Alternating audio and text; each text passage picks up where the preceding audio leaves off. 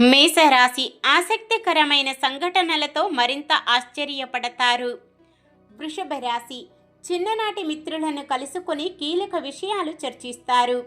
మిథున రాశి కాంట్రాక్టులు చివరి నిమిషములో జారవిడుచుకుంటారు. కర్కాటక రాశి ఎవరిని ఇబ్బంది పెట్టకుండా పనులు చక్కదిద్దుకుంటారు.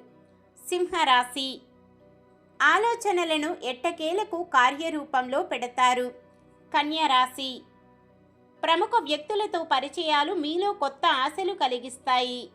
తులారాశి ఆశ్చర్యకరమైన సంఘటనలు ఎదురై ఆశ్చర్యపోతారు.